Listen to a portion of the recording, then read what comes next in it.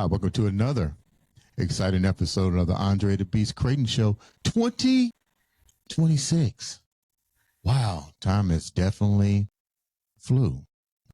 I'd like to first start out by saying congratulations to our own IU, Indiana Hoosiers football team, for truly a remarkable and memorable game last night. Congratulations. Proud to be a Hoosier, undefeated. That's definitely that beast mindset going in 2026. You couldn't ask for pretty much anything more except for continuous blessings. But let's go deeper with today's show, 2026. Let's start the beast mindset off with something even more empowering. Let's call it life beyond the binge. Not only a story of resilience, but a story of empowerment, definitely that beast mindset, but a change in going into 2026. But this young lady is coming on the show. I looked over her notes, and one thing that stood out wasn't the title, Life Beyond the Binge. What was impactful to me was, let me make sure I get this right. How's it working for you? That just literally caught my eye, because going into 2026, we need to ask ourselves this question. Everything that you've done up to 2026, how's that working for you? How did that work for you?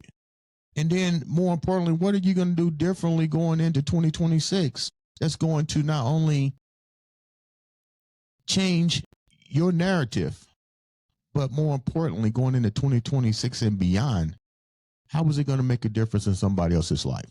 So let's get right to today's show. Life Beyond the Binge is, like I said, a story of resilience. It's soon to come out as hopefully this spring. She's going to tell us more about that. But without further ado, let's welcome to the show, Miss Colleen Clifford. What's up, baby girl? Hi. Thanks so much for having me. This is my first podcast this year. I'm so excited that I'm with you sharing this. Well, thank you. Thank you. Colleen, before we get started, we know you was born and raised in Seattle, Washington, but tell the viewers a little bit about who you are before we get into Life Beyond the Binge. Yeah. So I'm a college dropout, just starting at my 20s, because that's where the binge drinking really started for me. I was an athlete, good kid, raised in church, did what I was supposed to, but hit college, started drinking, ended up dropping out. Didn't put two and two together that it was because of the booze. And then I fell into commercial fishing. And I've worked in Alaska for 36 years on a boat. Probably, I figure, maybe around 22 years inside a boat. I've spent 22 years of my life on the sea. That's a long time. But I was escaping, and I didn't realize it at the time. But there's a lot of my story. When I really started to look at why was I drinking and why was I binge drinking, I had to unearth a lot of my life and the things that happened to me that impacted me, that made me lose my self-love, that made me want to try to be someone else. And I thought alcohol did that for me, especially socially. And then to top it off, my late husband died by suicide in 2011. And I just like to take a pause to acknowledge that. And within that, my world turned upside down. But he was drunk, completely drunk when he died. And what I know now with my drinking and what happens when you binge drink, I just have realized how maybe he didn't know what he was doing, and it just made me realize that I made a promise to him in my healing. I went through a lot of emotions, as you can imagine. I was mad, then I got depressed, and then I gained compassion. And I thought, okay, if he was in such a bad place that he chose death over life, how can I share like I just said a prayer to him, like, Scott, I hope you don't mind, but I want to keep your memory alive, and I want to try to share the message of how serious binge drinking is, and especially around mental health. So the suicide aspect, the mental health aspect, is part of my story Right. and part of my journey. Let me go back a little bit. What was it like for you in your household? Because you mentioned some key factors here. You mentioned that escape. You mentioned change who you were.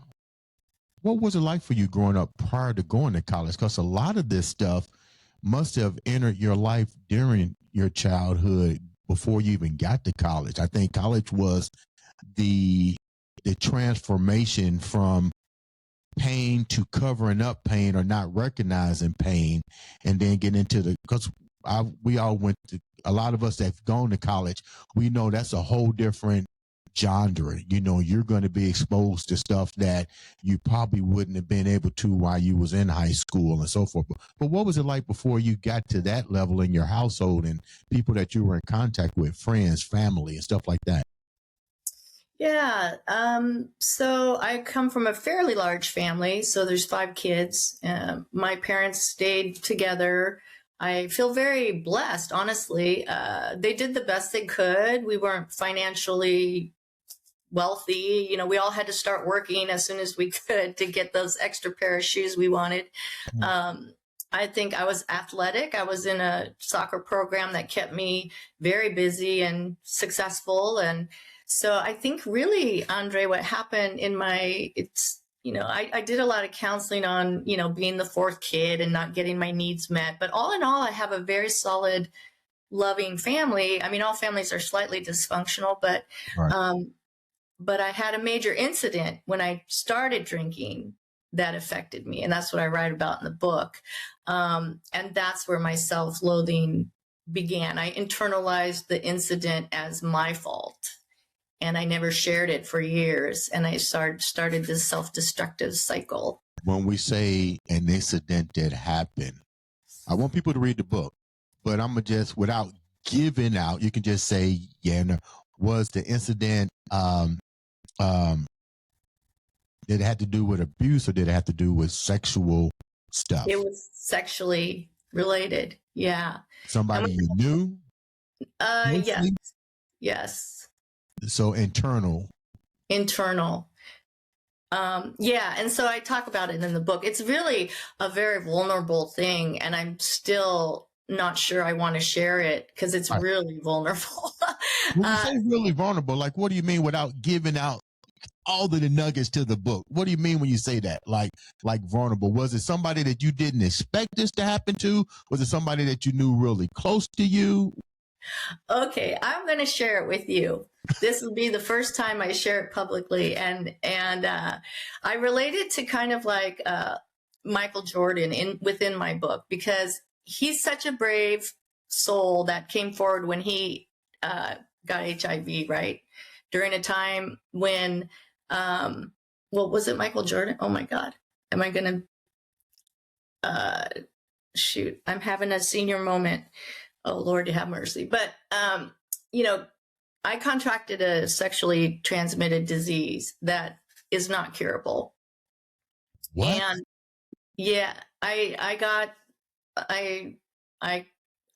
was infected with herpes. And the doctor, I didn't know what it was because I was inexperienced. And I hadn't used protection. And I went to a doctor finally after not being able to ignore it any longer, and I was told I had herpes and it was incurable, and it was such a shaming moment for me that I internalized it as, I'm never going to get married, I'll never have children, I'll never tell anyone, no one's going to want me or love me because I'm dirty. And so I just locked that away in my heart, threw away the key, and continued and started to self-sabotage. Let me take a moment here and say thank you so much for sharing that, because I know that had to be difficult. It is. The fact that you are sharing it, I think there's a reason for that to have come out. And let me go here with this for a minute. This platform is designed to not only empower, but to educate. So there might be somebody else, another female who might have been, or a guy that might have been victimized by getting involved in sexual experimentation and went through the same thing you did. So let me go here with this. You were young when this happened. It was somebody that you knew. Were they older? Mm-hmm. How much older? 5 years, 10 years? 10 years. 10 years. So they already had it. Yes. And but they may not have known it. Yeah, they may not have known. When you found out that you contracted this, who were you with? Were you with your mom, your dad? I was still living at home because I had dropped out of college and I moved back home. 19 or 20 years old at this time. Yes, it was. I was 20. Oh, so you didn't have to even have nobody with you when you was giving this information. You was an adult now. Yeah, I was an adult, but I didn't feel I could tell anyone. You know, I was raised a Catholic and you don't have sex till you get married. And I started drinking and, you know, playing promiscuous. This was probably like my third partner ever. And bam, there you go. You know, I didn't know that these things could happen. I didn't even know it was out there. This was before the internet, right? And then when I got it, I didn't have anywhere to Google. The doctor handed me this 1-800 number and said, call this number. And I threw it in the garbage on the way out and said, I'm not talking to anybody about this. And so how do you, this is crazy. So you're right. At that time, people need to realize internet wasn't there. Information was limited on what, and that was almost like a death sentence, you know, as far as relationship, because now you're still young. Let's just call it what it is. You're still, just because you're 20 and 19 don't mean that you have what is called the maturity level to understand what's just been given to you. So with that said, you mentioned other relationships. So you continue having relationships outside of that even though you was diagnosed with this? Yes. Did you share the information with your partners? How did they, or did you keep it silent? I kept it silent for about 10 years. But here's the deal. When I knew it was going to start to flare, I would break up or I would say it's over. Wow. Yeah. Yeah, I was so afraid I was so afraid of the reaction I would get if I shared that I would turn and leave the relationship rather than share it. How did you educate yourself? Wait, let me go back for a minute. The information was limited. You threw away the number. When did reality start to really set in to say, you know what? There's no cure for this. I might endanger other people. Did you even think about, was this life threatening? Could you die from this? When did you say, let me really understand what I have here before I do damage not only to myself? Because I don't want people to think you was heartless, right? By still having relationships. You know, but the thing is, when did you really take a hold and really start to evaluate safety protocol for not only yourself, but for moving forward with a relationship? Because it's not a death sentence. It's not going to kill you, but you're going to have it for the rest of your life, is what I'm saying. Right. Well, for me, it felt like a death sentence. Right. Especially being a female, right? I mean, there is a little difference between men and women in sexual. There's just still that. You know, men can get away with more than women can. But for me, I went on the boat and I escaped because commercial fishing, back then, there was no internet. We were floating up near Russia fishing. I spent most of my year on a boat working. And when I was home, it was partying, and I think I was in denial about it. But what I did is I internalized it and started a self-destructive route. This is the times when I could have died about 6 times drinking. I fell off a balcony. I jumped in a river. I think I was trying to die by drinking. And then what happened, my sister, when I was about 32, she sat me down one time. We were watching her kids play because, see, I was never going to get married and have kids. And I lived up to that for a number of years. Never did have kids, but I did end up getting married. She says to me one day, we were at the park watching her kids playing. She says, Colleen, what happened to you? Like, why don't you want kids? What happened to you? And I said, nothing. I don't want to talk about it. And she said, come on, something's going on. Just tell me. No, I don't want to talk about it. She pulled it out of me. That was the first time I ever spoke the words. And from that point on, I started healing. I went to therapy. Mm-hmm. And then it was scary. But the next time I had a partner, I told them. And I apologized to all, I didn't handle it well before then, right? The honorable thing to do is to speak about it. But I was so afraid of rejection, and I think I denied I even had it until it flared up. That's the thing. It's like denial can be such a strong emotion. Well, I don't want people to get this twisted. Right. Because during that time, I grew up in that age. Everybody who contracted it. As a matter of fact, it was pretty widespread. A lot of people, because a lot of people wasn't telling other people. Mm-hmm. I remember that. They wasn't telling people. But it made the sexual revolution more transparent, where you had to start taking accountability for yourself. Because I believe shortly after that, then we wind up with, I believe, the AIDS fluctuation began to happen. And I appreciate the fact that you're being so transparent with it, because I tell people this is a judge-free zone too. You don't know what you would have done at that time when they didn't have the World Wide Web where you can research. Because just imagine, put yourself in her shoes. You going into this place, you've been victimized by your partner who, like you said, may or may not know he had this particular illness. But even doctors didn't have enough information. They give you a piece of paper.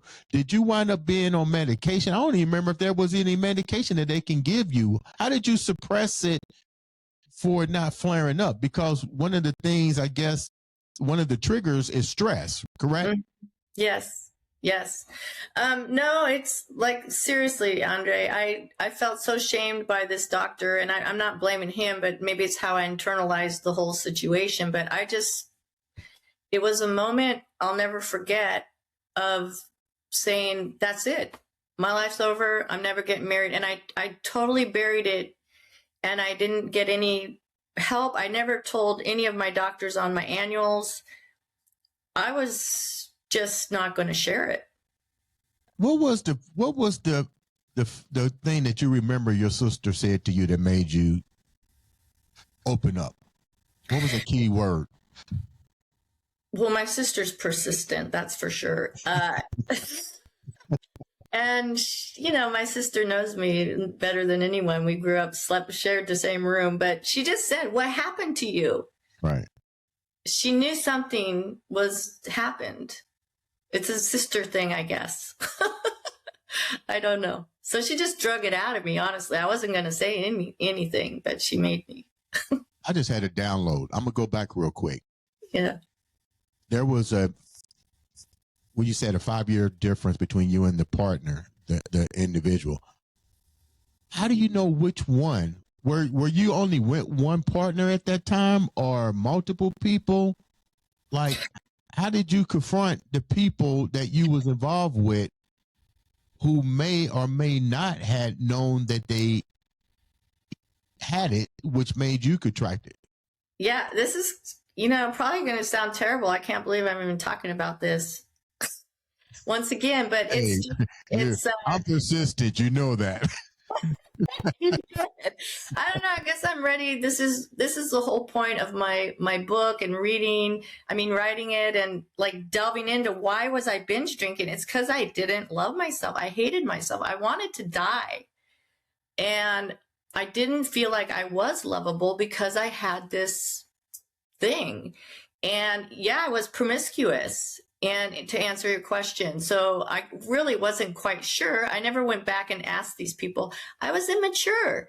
Like you said, you don't really start, your brain's not done developing until you're 25. And I was off on an ocean fishing, not developmentally growing. I was working on a boat. And so it wasn't until my 30s when my sister cracked my shell and I started going to therapy that the therapist helped me realize it wasn't my fault. I don't have to internalize it. I am lovable, and I can't go back and apologize, but moving forward, I can do it differently. And I have. And I find that the partner I have now was so loving about it. I thought, oh my God, I had the wrong story in my head for years. Right. And I convicted myself through my own thoughts and my own story that I wasn't lovable without giving anyone a chance to prove me wrong. It's so funny. We talked about that last year, and we was talking about, I had a discussion with somebody about maturity in relationships. And I said, you suffer from what I might call emotional intelligence. And the lack of emotional intelligence. So when you start to understand all these handicaps, these potholes that you went through, and like you just said, address them, now you become mature. And we all go through that. I tell everybody, none of us is really mature. We might think we are because we judge maturity by age and experiences, but if you don't address those potholes that you put to the side, the end result usually happens like you just said. Now you're on not a cruise ship, but you're on a fishing boat. That's crazy. I'm probably blown away about this. A female on were you the only female on this boat? There's probably a quarter. At that time, there was maybe 80% men, 20% women. Now it's probably 65% men, 45 women. You didn't have any other alternatives? Pardon? You didn't have any other alternative? You quit in college and all of a sudden you go, let's go get on a boat and go fishing? Well, my soccer buddy was doing it, and she came home with the cute little truck, and I said, wow, where'd you get the money for that? And she said, I commercially fish. You want to come? Just apply over here. And I thought, well, that sounds like an adventure. Nobody knew what it was back then either, right? You're talking 1989. Yeah, I didn't know. I'm thinking, you on a what now? So what were you guys fishing? You going all the way to Russia, so you're doing salmon, you're doing shrimp, lobster? Yeah, we're on we go to the Russia border, just close to it. We can't fish in Russian waters, but there's actually a line on the ocean, that we don't cross. But we fish for a fish called pollock. And I love pollock. Yeah. Yeah. So, and cod is a byproduct, meaning cod swim with the pollock. And sometimes we catch cod, they're bottom fish. So, it's an industry. It's been around, for 30 something years since I started. I think it began, I don't know exactly, maybe 1985 when Japan was in Alaska before Americans were, and Americans figured out there was a lot of money to be made and they kicked the Japanese out. And now it's always about money, ain't it? It is. Money and power. Yeah, I cook on the boat, Andre. I'm now the one in charge of the food and housekeeping. We have a housekeeping. It's a ship, so we have a big vessel and a lot of people to feed. And you're not doing that still, are you? I am. I'm only have a few more years before I retire, but I don't work as much as I did. Retire from this? You guys have a union? No, well, I have my 401k. I mean, Oh, okay. I finally got smart in my 40s and thought I better start saving some money. That's called maturity now. It is. So let's go back a little bit, you mentioned the suicide of your husband, the drinking. How were you guys both in the same mindset during this tragic incident? Were you guys both on the same pathway, as far as recovering in addiction? Well, for one, I didn't realize how much he had been drinking because I was gone on the boat fishing, and he didn't fish. He had a private horse tour company, and so he had lost both his parents, died 4 months apart, and it sent him into a depression. Mm-hmm. And other things were going on. It was like there's like a recipe for people who die by suicide, and he had everything that was on that list. Looking back, it's easy to see when it happens, you wonder how you missed it, right? Mm-hmm. But hold that thought for a minute. I didn't mean to cut you off. You just brought up something I think the viewers need to hear. I know this is going to be hard for you. Mm-hmm. What? I didn't even know this. What were the recipes? Because I think people need to. The reason I'm saying this is because you lived it and you're trying to make sure that you help other people. I didn't know the recipe. Like, I wouldn't know somebody's suicidal. Let's get real. I don't know the signs that what I should be looking at. You just said something that was very profound. You said, had I seen it, he had all the signs. What were those signs that you didn't recognize at the time? Mm-hmm. Some of them are, he was depressed, which he hid it pretty well. So when people change their patterns of operation, like most of us have a way we operate and move through the world, when that starts to change, like maybe someone starts to isolate themselves, or maybe it might be the other way where they get snappy, they start being snappy, they might not be eating, they start drinking more than usual. He had been taking medication for depression, and he stopped the medication without weaning off slowly. He stopped resisting help. He was going to some therapy, and then he said, this isn't helping me, I'm just going to quit. What else? He wasn't motivated, stopped doing things like he was supposed to be doing something. And then ultimately I had asked for a divorce because we were having problems, and he wasn't he wasn't doing his bargain of our deal through counseling. And so it was like a push to get him to move. That's what I thought when I asked for the divorce. It was like, hey, I know eyesight is 20/20, and this exactly. is a question, but do you think that might have been the trigger that if he can't depend on you to understand, let me rephrase this. He's thinking because you're his wife that you should understand maybe what he's going through, but you wasn't, because like you said, you didn't know the signs. You just took it for whatever it was. But I'm thinking, do you have survivor remorse because you might think that because you asked for the divorce that maybe that might have been the final straw that sent him over the edge? Absolutely. That's what I felt. But I was still seeing my counselor, and I called her the minute I found out he died. I was on the boat, and she helped me get my mind straight. And it's, we are not responsible for anyone else's feelings, or, if he was emotionally healthy, he wouldn't have needed me so much. Mm-hmm. His reliance on me was unhealthy. And right. I was feeling it. That's probably part of the reason why I needed some separation. It's like, you need to get yourself healthy.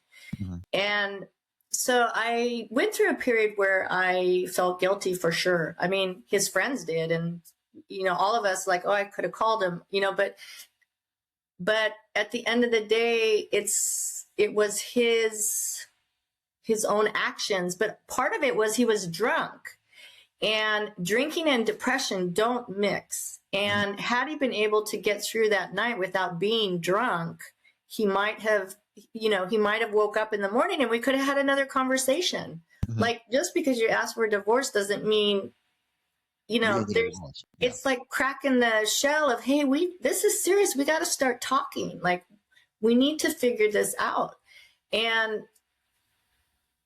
So I regret a lot that I didn't have the opportunity to even have another discussion with him to see what was going on and how he felt.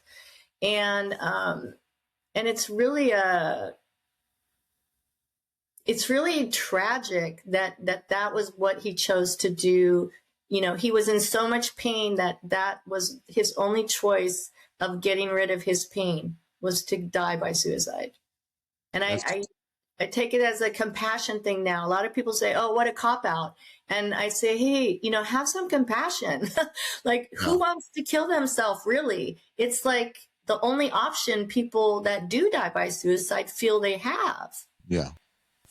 I don't like somebody saying that, what a cop out. That's so not putting yourself in somebody's shoes. Exactly. You know, a lot of times we don't know that we're sick.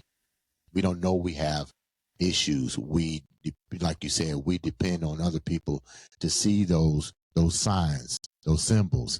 And a lot of us are so, I hate to say this, we're so self-absorbed in on our own world that we can't see beyond our own selfishness to look at our next door neighbor or to look at a family member and say, like you just said, you're not yourself today.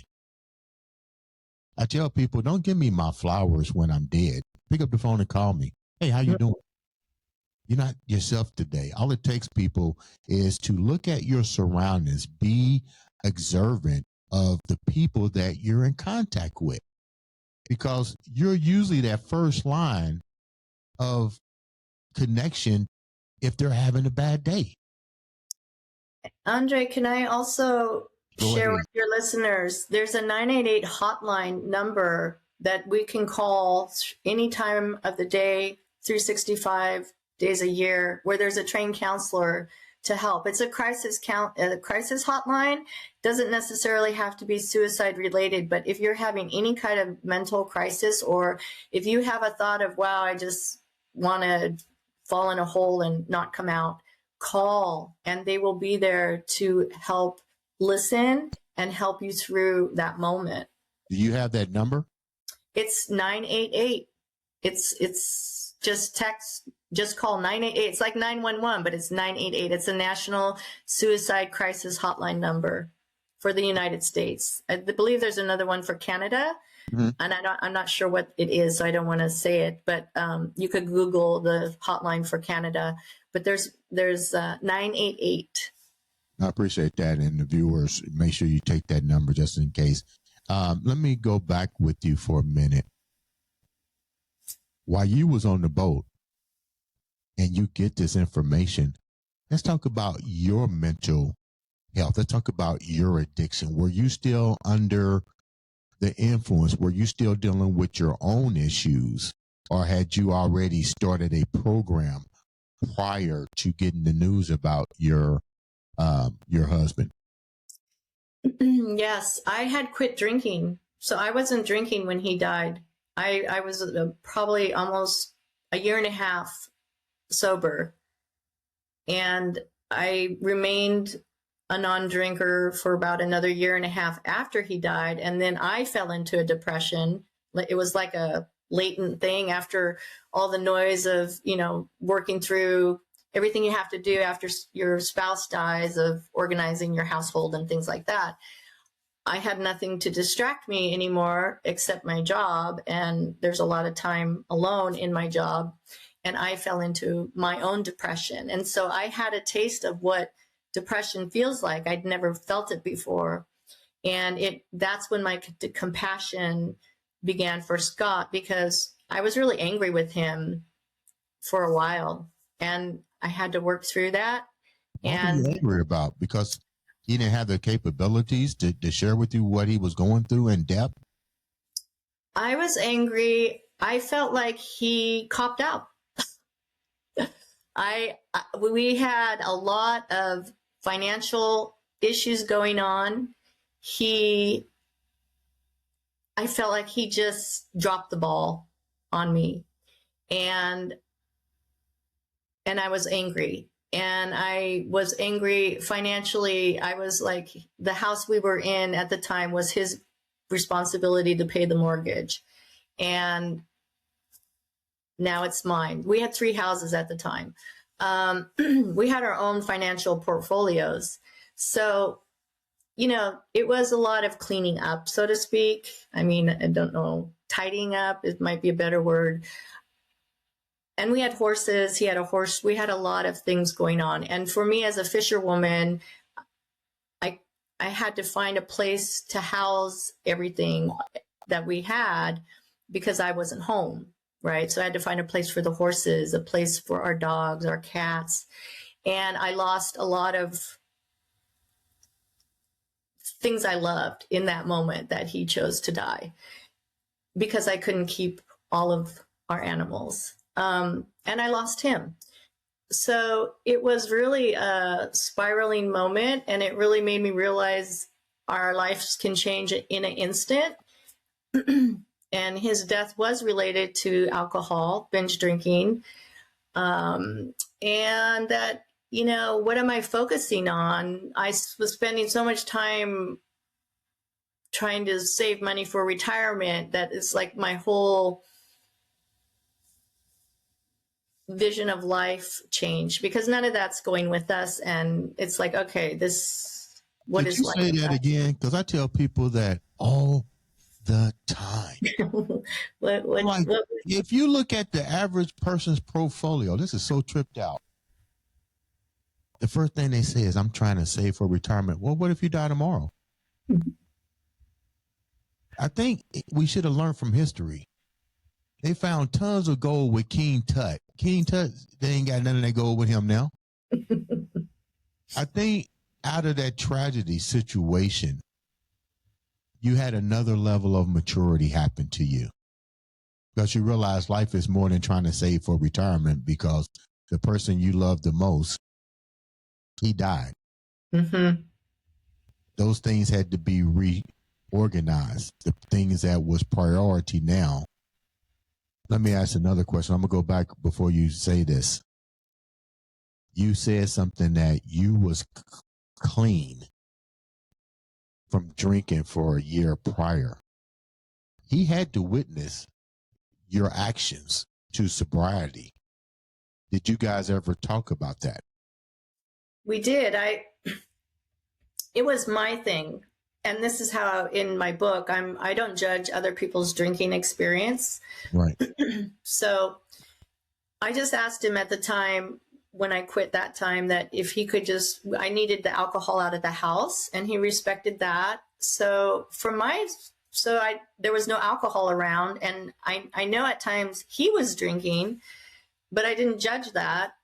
But I didn't realize how much he was because he was drinking in the garage or whatever, and I never paid attention.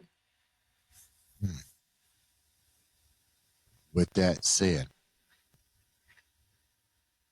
when the epiphany happened and you went through survival remorse, who helped you to get back to reality? Part of it was my job. I had to show up for work. When I was depressed, I couldn't call in sick. On the fishing boat, you show up. You have to be deathly ill to not. I've never missed a day of work in 36 years on the boat. And so I had to show up if I wanted my job, and I needed my job. That helped me because just moving, you know, you might be in a numbed state, but you're getting through your day. And over time, it gets easier to get out of bed. I did things like I started reading about spirituality, and I went on retreats, and I just did everything. Some things would fall into my space of like, oh, this looks interesting. I'm going to try that. And just through the years of talking and crying and being vulnerable, sharing with others, and learning that I wasn't the only one to have this experience, it helped me heal. When you say you wasn't the only one to have this experience,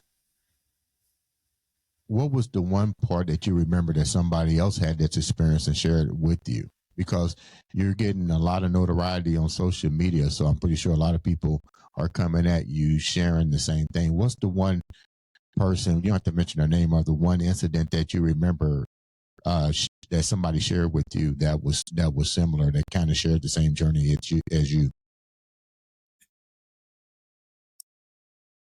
Whenever I speak about suicide and my experience, it's interesting who will share something about their life or even themselves, that they tried to die by suicide or they thought about it. And so what I'm finding is that there's a number of people we're not even aware of who have maybe had suicidal thoughts, or they know someone who died by suicide. So I think in my experiences recently, I was getting to know someone at a dinner, and there was only a few people at the table, and I'm very open. I like to get straight to like a conversation that has meaning sometimes. And so they said, what's your story? So I tell my story in a little bit. I don't like to be victim or whatever, and then someone will share, wow, I tried to die by suicide. And then they open up with their story, and I just listen. Mm-hmm. And I say, thank you for sharing that. Sometimes we just need to be heard. We don't need like any input of, shoulda, well, coulda, this woulda. is what you should have done, or. Yeah. And I tell people that too. Sometimes the best friend is a friend that will just sit there and listen and not say coulda, shoulda, woulda. Mm-hmm. With that said, let me also say thank you once again for being so transparent going into 2026. I think you definitely show what that beast mindset is about by letting your guard down and using your story to impact somebody else's life and say, you know what, you can do it. But then let's go back to this particular phrase. You know, I like this phrase, right? I do too, honestly. So let me ask you, Colleen, how's it working for you with all you've been through? How is it working for you going into 2026? Wow, this is like the third part of my life, right? I'm in my 60s, and I feel like I'm reinventing me as a solid, healthy woman. And it's so exciting to age. And my goals this year is to share, to get on stage, to get on podcasts. Thank you very much for saying yes to me, Andre. And to not be afraid of the vulnerability, because it's a story, right? Like, yeah. Who in their right mind would just share what I did? And you're the first person I've shared it with. And I'm afraid, like I am still not comfortable with what I've just shared. And so I want to get comfortable with being, this is me. And if someone else if I can impact someone else with hope or whatever, it's worth it. I like that. I like that a lot. How can the viewers reach out to you? Tell me about the book. Out of all you've gone through, let's promote this book real quick. Oh, thanks. With the book coming out, how long did it take to do the book? And my third question, what's the most impactful part of that book that can sum up everything and as far as you're concerned? Okay, so the first question, I've always wanted to write a book, I think. And as you can see, I love books. I haven't read all those behind me, but someday I like to collect that's books. A lot of books. Well, how many is that? 100 books? I have not read all of them. I'm just, but there's a lot of great writers out there. And so this is a dream come true. It's taken me about a year and a half. I'll have a lot of time on the boat to myself when I'm off shift. So it's quiet time. So it's been, I think that's helpful. If I were in normal living, it might have taken me longer because life's different on land. But, and then, so as far as my book, it was a healing process for me. And the idea behind it is to share my late husband's story too, to keep his memory alive, turning a tragedy into a impactful, hopeful mission for others. And probably the most vulnerable piece, I am sharing the part about my herpes. I'm just going to say it. And that's really scary, but I'm doing it. And the reason I'm sharing that is because that was why I was drinking. The whole story is about binge drinking, because I did not love myself. I wanted to die in my head. I didn't want to die by suicide, but I was like unconsciously trying to be gone by jumping in rivers, by doing crazy things, drinking too much and falling off a balcony. I mean, there's like 6 times I should be dead. And so the whole book is related with those kinds of stories, but also always asking the reader, do you drink? Like, look at your own drinking. Why are you drinking? What's it doing for you? And how is it working for you? It's not judgmental at all. I'm not telling anyone they need to quit drinking. If I could drink, I would. Right. I like to drink. I like beer. I like wine. But I came to a place in my life where it's not an option for me if I want to become the best version of me. And I do. So the alcohol's gone for me. Right. And maybe your listeners might come to a place where they're like, yeah, how is it working for me? And that's all I'm asking. I'm not saying alcohol's the devil. I'm just saying. How's that working for you? Exactly. Yeah. I mean, look, that stood out when on the questionnaire. I'm like, wow, that's pretty powerful. That's a question everybody should ask themselves. How's it working for you? I got one more question to ask. In memories to your husband, tell me about him. What was he like? What was his purpose? We know he lost, parents. We know he was dealing with that. But outside of that, you knew him better than anybody. Tell me some of the beautiful things you remember about him and what made him special, despite, we all have our own demons that we have to wrestle with. But there's a more beautiful side of him. Tell me what he was like and what you remember about him and what was his purpose if he was still here today. Thank you for asking this question. You're the first person to do this. I met him. He's a guy that would help anyone, whether he knew you or not. I met him through a horse accident. He was my neighbor, and it's a long story, but he's the one that came charging up on his horse to help me out. And I saw him and I fell in love with him in that moment. People he came in contact with loved him. He had a private horse tour business. He'd take you and your partner or whoever on a ride for 3 hours. If he liked you, you were having fun, he'd take you out all day without charging you. I mean, people loved him so much. One client gave us a horse of hers. That was a beautiful horse as a wedding gift because he touched her so much. It wasn't for me. She didn't even know me. And he just was always wanted to learn. He was a very curious man. And I think, here's something for everyone to think about too, is that depression, he wasn't a depressive person before. It was the circumstances. His one mother died. His father died. He's very close to his parents. They lived near us. I was very close to his parents. I adored them. And I saw him unravel after that. Depression hit.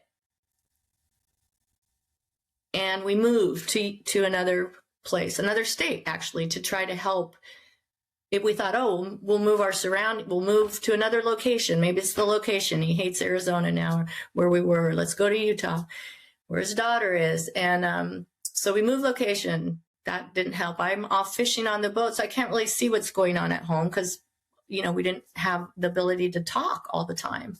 Once a week, I couldn't even see him. Now we have WhatsApp, so I can see my life partner now every day on a video call, and we stay connected that way. And it's beautiful. Had we had that, things might have been different for us back then in those years. But he just, depression can happen to any of us with the right situation, the right circumstance of things happen. And that's what I learned through this, is that it was no fault of his own. He just didn't have the tools to get the help he needed. And he, like a lot of us, didn't ask for help. I know I didn't ask for help when I needed it with my depression. I just said, I'm going to get through this. And why don't we ask for help? It's there. It would have been so much simpler had I. And had he asked for help, he might still be alive today.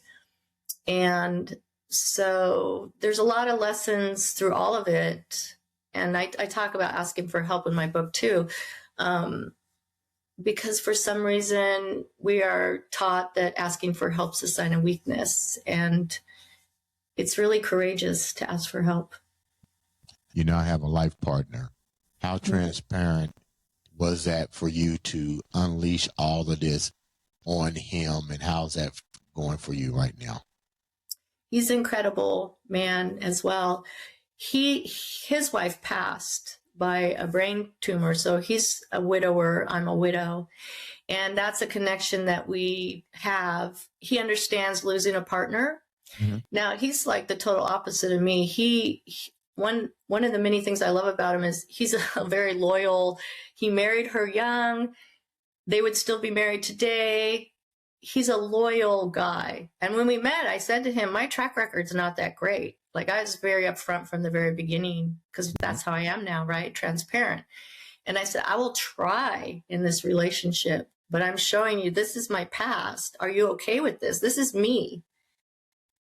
Are you willing to go for it? And we're going on eight years now. Wow. I know.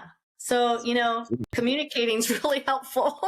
Hey, I'm not mad at you. I tell people all the time, man, the biggest part of a relationship is communication. I don't care what nobody says. You have to be able to have emotional intelligence to communicate. And a lot of people shy away from that because we're not taught how to communicate through our life's journey. That's the biggest thing. And then the trials and tribulations hinder that even more. And it causes so much dysfunction. My last question, I know I said last question, but I just got to ask this question. Okay, I gotta leave this question. You're on a boat. Now, I saw this movie. Remember those Fisher guys and that big old tsunami came and blah, blah, blah. You don't freak out there for that long with waves and all that. Like, how do you do that? Well, it's been years. So in the earlier years, yes, I did freak out. Over the years, the ship I'm on now is very large. Technology now is very safe. We know the weather patterns like for the week. Years ago, we didn't have all that. It was kind of a crapshoot, right? A storm would hit and we were in it. So, I figure I haven't died yet. And, I could have died on land drinking. Yeah. Partying. So I figure I'm in God's hands as to when my time to come will be. I hope it's not in the Bering Sea, but who knows? We just hang on and we just continue to do our jobs in those rough days. And those are the moments where you think, why am I here? Am I crazy? Yes, I am. But it ends, and then we forget about it. My hats off to you, man. I mean, like, you're the first female I know that's been on, that literally works on a boat like that and catch fish. Congratulations for that. How can the viewers reach out to you, find you on social media? I'm at purepotential.health on Instagram, and I'm actually posting a lot more about the boat life because people seem to be interested in that. So if you check it out, you'll see my daily life more. So I have my new website, lifebeyondthebinge.com. I'm just starting to blog on there, and that's where my book, you can find out information about my book and speaking opportunities. I really want to talk to the younger folks at schools and whoever that wants to hear my message, not only about the dangers of drinking, but also inspirational life messages about getting through tragedy and coming out with the silver lining, because there always is a silver lining in any tragedy if we can just dig through the dirt to find it. Colleen, thank you so much for taking time to come on and welcome us into 2026 with such a beautiful story of that beast mindset and resilience and basically being so transparent. Ladies and gentlemen, make sure you reach out, follow, support. All it takes is one click of a button to make a difference in somebody else's life as well as your own. This has been another, and I do mean another, exciting episode of the Andre